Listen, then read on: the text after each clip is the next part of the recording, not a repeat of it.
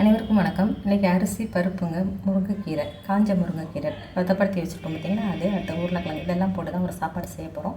இதுக்கு தேவையான வாசனை சாமான் நீங்கள் பார்த்துக்கோங்க. அது எல்லாமே பச்சை மிளகா, மல்லிச்செடி, கருவேப்பிலை எல்லாத்தையுமே ஒன்றா அரைச்சிட்டாங்க. வாசனை சாமான் அரைச்சி அது நெய்யும் எண்ணெயும் வச்சு தாளித்து விட்டுட்டு, அதுக்கப்புறம் தக்காளி, வெங்காயம், ஒரு உருளைக்கிழங்கு இதையும் சேர்த்து கட் பண்ணி போட்டு நல்லா வதக்கி விட்டுட்டு, அப்புறம் காரத்துக்கு நீங்கள் கலந்தரைச்ச மிளகாத்தூள் இதை வச்சுருந்தா போட்டுக்கோங்க.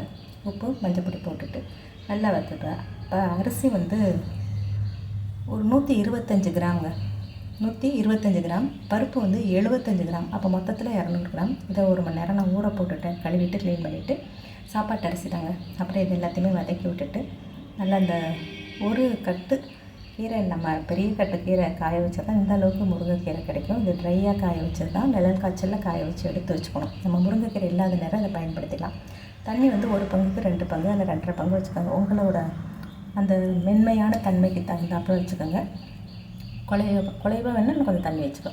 நான் குலைவாகவும் இல்லாமல் உதிரியாகவும் இல்லாமல் செஞ்சுருக்கிறேன். அதுக்கு பிறகு பார்த்திங்கன்னா தயிர், தேவையான அளவுக்கு தயிர் போட்டுக்கோங்க. இந்த தக்காளி, காரம் எல்லாமே போட்டுட்டு விசில் வச்சு நிப்பாட்டிட்டிங்கன்னா இந்த மாதிரி இருக்குங்க. சாப்பாட்டு அரிசி தான், நல்லா நீளமாக இருக்க பாருங்கள். அப்புறம் இதை கிளறி விட்டுட்டு திரும்பவும் கொஞ்சம் நெய் போட்டு கிளறி விட்டோம்னா வாசமாக இருக்குங்க. இந்த அரிசி பருப்பு, முருங்கைக்கீரை, ஒரு உருளைக்கிழங்கு போட்டிருக்கேன். இதை செஞ்சு சாப்பிட்டு பாருங்கள். ரொம்ப சூப்பராக இருக்கும். முருங்கைக்கீரையில் அயன் இருக்குது, பருப்பில் ப்ரோட்டீன் இருக்குது. அப்போ நம்ம ஒரு குக்கரில் ஒரே சாப்பாடாக வச்சுட்டு இதில் தயிர் வெங்காயம் வச்சுக்கிட்டா கூட போதுங்க. இந்த வீடியோ பிடிச்சிருந்தால் லைக் பண்ணுங்கள், ஷேர் பண்ணுங்கள், கண்டிப்பாக சப்ஸ்கிரைப் பண்ணுங்கள். நம்ம ஹெல்த்தியான சாப்பாடு, அது சிம்பிளாகவும் செஞ்சிடலாம், சீக்கிரமாகவும் செஞ்சிடலாம். இந்த வீடியோ பிடிச்சிருந்தால் கண்டிப்பாக சப்ஸ்கிரைப் பண்ணுங்கள்.